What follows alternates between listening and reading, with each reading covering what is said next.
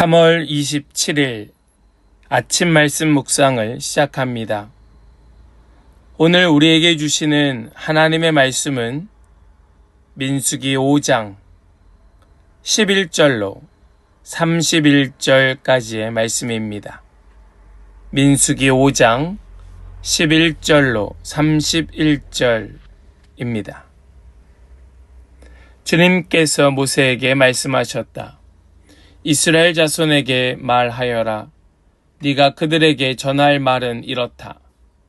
어떤 남편이든지 아내가 잘못을 저질러 남편을 배반하여 남편 몰래 다른 남자와 동침하였는데 아내가 그 사실을 숨기고 있어 그 여인이 강요받음 없이 스스로 몸을 더럽혔는데도 증인마저 없고 현장에서 붙들리지도 않았을 경우에 남편이 자기 아내가 몸을 더럽혔으므로 화가 나서 아내를 의심하게 되거나 또는 아내가 전혀 몸을 더럽히지 않았는데도 다만 남편이 의처증에 걸려 아내에게 미운 감정이 생기면 그 남편은 아내를 제사장에게 데리고 가서 아내의 몫으로 보릿가루 10분의 1 에바를 제물로 바쳐야 한다. 그 제물에는 기름을 붓거나 향을 얹을 필요가 없다. 그것은 미움 때문에 바치는 곡식 제물이며 잘못을 상기하여 기억하게 하는 곡식 제물이기 때문이다. 제사장은 그 여인을 앞으로 나오게 하여 주님 앞에 세운다. 제사장은 거룩한 물을 오지 그릇에 한 그릇 떠다가 성막 바닥에 흙을 긁어서 그 물에 탄다.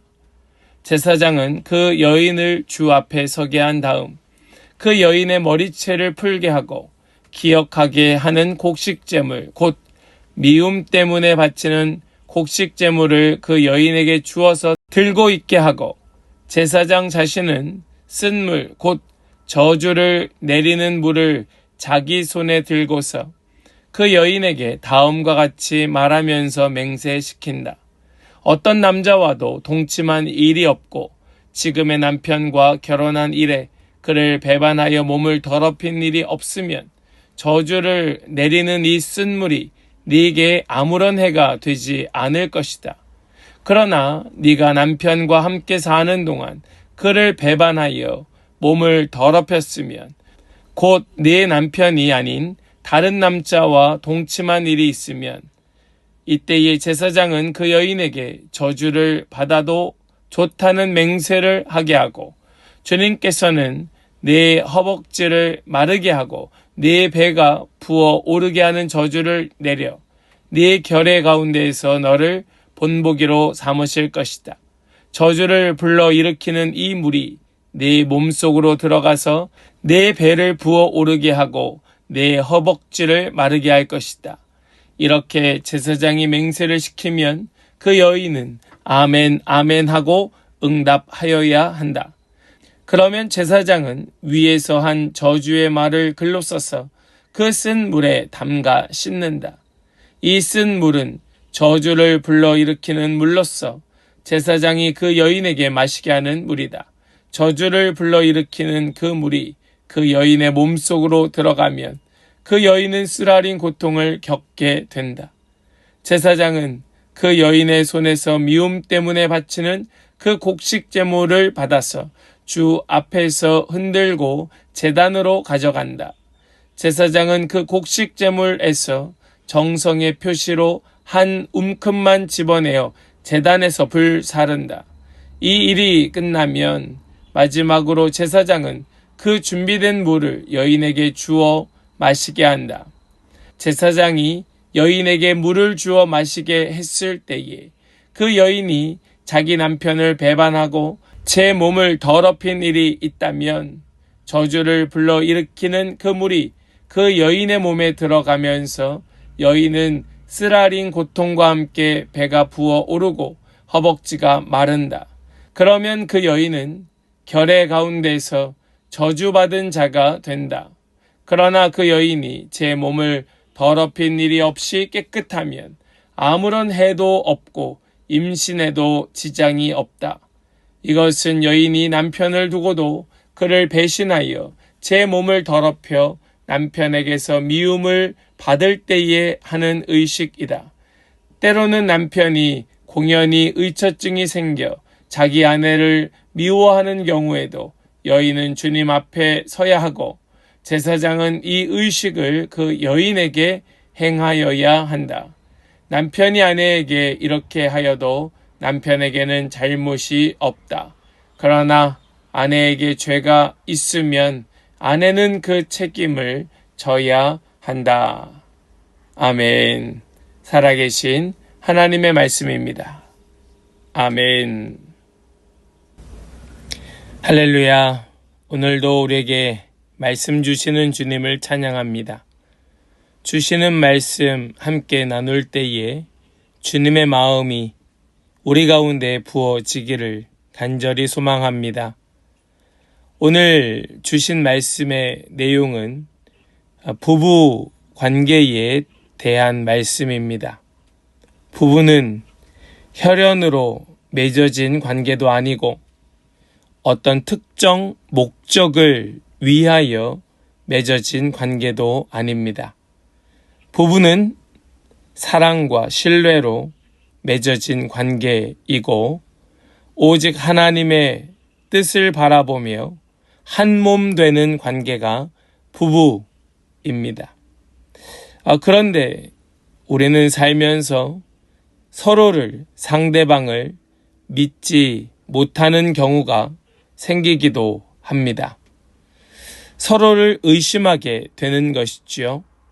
그러면 정상적인 바람직한 부부관계는 맺어갈 수 없는 겁니다.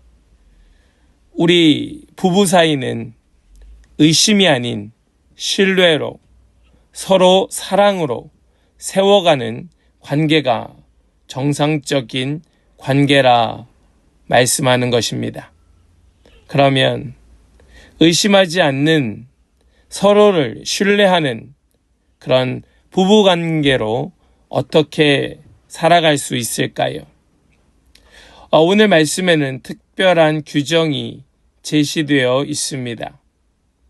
말씀 속에는 어떤 사람의 아내가 탈선하여 남편의 신의를 저버린 경우에 대하여 말씀하고 있지요.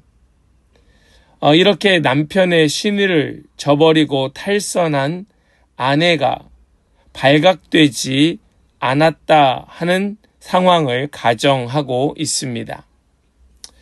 물론 이런 설정 자체가, 이런 상황 자체가 너무나도 믿고 싶지 않은 그런 상황이지만 우리는 주변에서 종종 이러한 일들을 듣거나 보기도 합니다.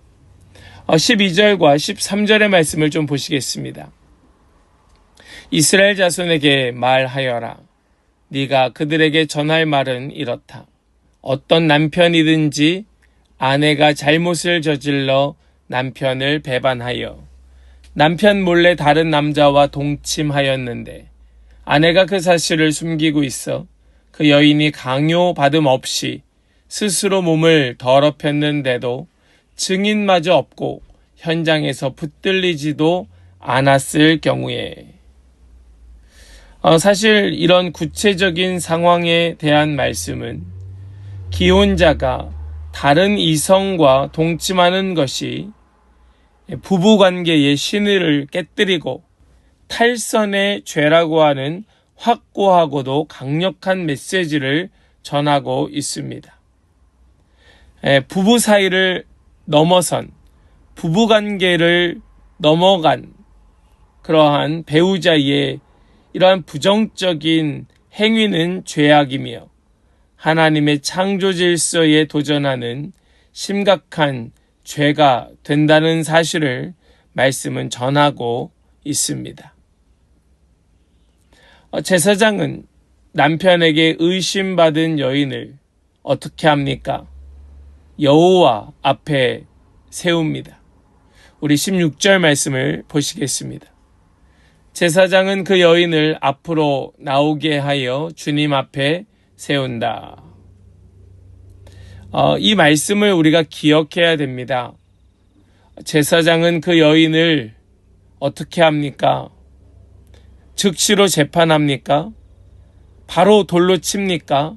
물론 성경에 보면 현장에서 붙잡힌 자의 경우는 즉시로 돌로 쳐서 죽이게 되지만 오늘 말씀은 이러한 어떤 현장에서 붙들린 것이 아닌 그저 의심만으로, 의혹만으로 그 여인을 데려왔을 경우, 그 여인을 의심만으로 죽게 하지 말아라 하는 것이 사실 오늘 말씀의 중요한 핵심입니다.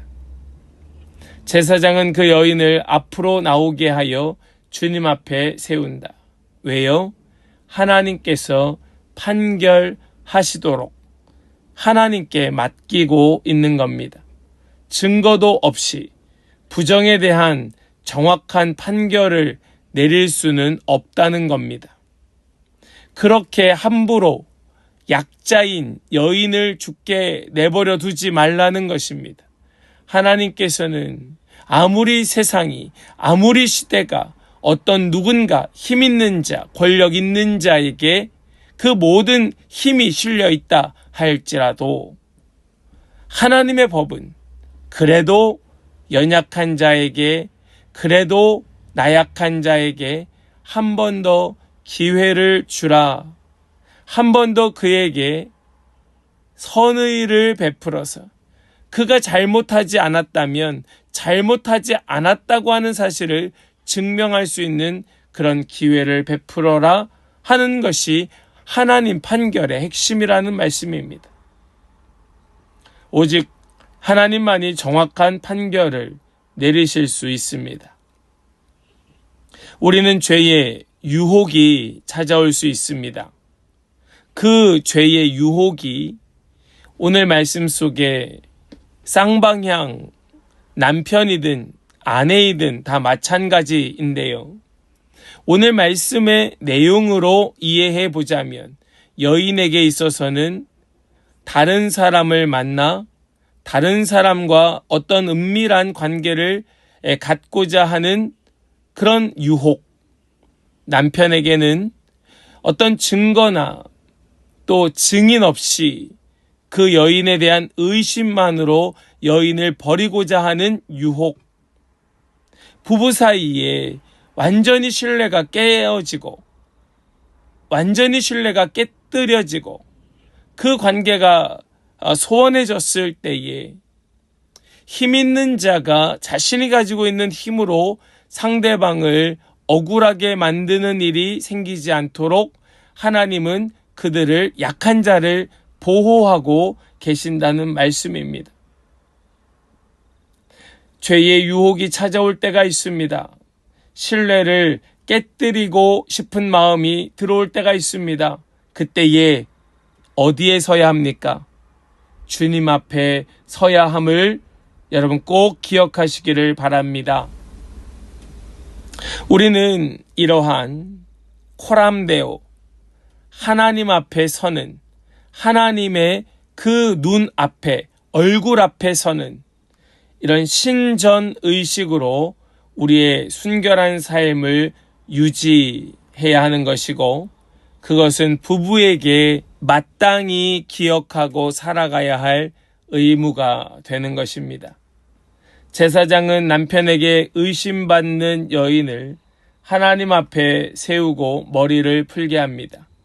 우리 18절 말씀을 보시겠습니다. 제사장은 그 여인을 주 앞에 서게 한 다음 그 여인의 머리채를 풀게 하고 기억하게 하는 곡식제물, 곧 미움 때문에 바치는 곡식제물을 그 여인에게 주어서 들고 있게 하고 제사장 자신은 쓴 물, 곧 저주를 내리는 물을 자기 손에 들고서 여인이 머리를 푸는 것은 슬픔과 또 수치를 상징하는 행동입니다. 여인의 머리를 풀어헤치다. 이것은 뭔가 수치의 의미를 담고 있습니다. 그런데 이 여인이 죄를 지었기 때문에 수치를 당한다는 의미가 아니고, 제사장이 그런 전제로 머리를 풀게 하는 것이 아니라 남편의 신뢰를 잃은 것, 남편이 그 아내를 의심하는 것 자체가 그 가정에 매우 수치스러운 일이라는 것을 하나님 앞에서 드러내는 것입니다. 남편은 남편대로, 아내는 아내대로 서로 신뢰하지 못하고 의심의 단계로 들어가게 되었다는 이 사실을 자각하라는 말씀이지요. 남편이 아내를, 아내가 남편을 의심하고 신뢰하지 못하는 수치스러운 일, 하나님께서 짝지어 주신 부부 사이에 그 신의가 깨어지는 이 일, 이것이 말할 수 없이 부끄러운 일이 되는 겁니다. 부부가 서로 믿고 사랑함으로 한 몸을 이루는 것이 하나님의 뜻인데, 이렇게 서로 의심하는 것, 이것은 결코 바람직하지 않다는 것이지요. 남편에게 의심받는 여인은 여호와 앞에 서서 맹세하게 합니다. 맹세하고 그 저주가 되게 하는 쓴물을 마시게 되지요. 간음한 일이 없다면 아무런 해도 입지 않겠지만, 간음죄를 저질렀다면 배가 붓고 넓적 다리가 마르는 증상이 나타나게 될 것이라 말씀은 기록합니다. 그런데 이 법은 간음한 여인을 처벌하는 것에 목적이 있기보다 아내에 대한 남편의 의심을 해결하는 것에 목적이 있었습니다. 간음보다 의심에 대한 의혹을 해소하는 것이 바로 이 하나님 앞에서 행하여지는 행위의 목적이었다는 말씀입니다. 우리 31절의 말씀을 보시겠습니다. 남편이 아내에게 이렇게 하여도 남편에게는 잘못이 없다. 그러나 아내에게 죄가 있으면 아내는 그 책임을 져야 한다. 아내를 의심하여 판결을 요구한 남편에게는 잘못이 없고, 아내에게 죄가 있으면 그 책임을 져야 한다고 하는 이 규정이 차별적으로 여겨질 수 있습니다. 그러나 지금 이러한 행위는 이 의심받는 아내를 보호하기 위한 하나님의 특별한 조치였다는 사실을 우리는 이해해야 합니다. 이 당시 고대 근동에서 여성들은 여기 말씀에 기록하여 있는 내용보다, 오늘 말씀에 언급되어 있는 이 내용보다 훨씬 더 많은 차별을 받고 미움을 당하고 버려졌습니다. 하나님은 이 의심으로 버려지는 아내, 남편이 아내를 미워하여 학대하고 있는 이러한 고대 근동의 잘못된 어떤 차별, 피해를 받고 있는 이 여성들을 보호하기 위하여 말씀하고 계시다는 겁니다. 우리는 이 말씀을 보면서 우리 하나님께서 약한 자를, 하나님께서 여성을 얼마나 사랑으로 보호하고 계시는가 하는 것을 우리는 깨달아야 됩니다. 남편은 아내를 귀하게 여기고 아내는 남편을 더욱 사랑하는 것, 하나님 바라시는 진정한 부부관계의 모습인 것이지요. 사랑하는 성도 여러분, 부부는 서로 상대방을 철저히 믿어주고 더욱 신뢰해야 합니다. 우리는 상대방을 의심하고 신뢰하지 못하는 태도, 그것으로 비롯된 미움, 자기 이기적인 욕망을 채우려고 하는 탐욕, 이러한 모든 것들을 버려야 합니다. 상대방의 말과 행동이 모두 배우자로서 최선을 다하는 모습이라는 이 사실을 신뢰해야 합니다. 우리는 서로 간에 품고 있는 의심을 버려야 합니다. 의심은 부부 사이를 위협하는 최고의 적이라는 사실을 기억하고 서로 믿고 끝까지 신뢰하는 그런 우리 모든 성도들의 가정이 되어야 할 줄을 믿습니다. 오늘 말씀 우리 다시 한번 기억하길 바랍니다. 오늘 이 말씀은 특별히 여성을 차별하려 하는 것이 아니라 그 당시 사회적 약자였던, 의심만으로도 버림받을 수밖에 없었던 그 당시 여성들을, 아내들을 보호하시는 하나님의 사랑이었고, 또 진짜 부부가 무엇인지 의심하고 배신하는 것이 아니라 사랑하고 신뢰하고 섬기는 것이라고 하는 부부의 본질적 의미를 되새겨주고 있는 하나님의 그 마음이라는 사실을 우리가 깨닫고, 오늘 주신 말씀대로, 오늘 주신 말씀처럼 우리 서로 사랑으로 신뢰하며 살아가는 모든 복된 성도들의 가정 다 되시기를 주님의 이름으로 간절히 축복합니다. 아멘. 기도하겠습니다. 하나님 감사합니다. 오늘 주신 이 말씀을 통하여 진짜 부부 관계가 어떠해야 하는지 가르쳐 주시니 참 감사합니다.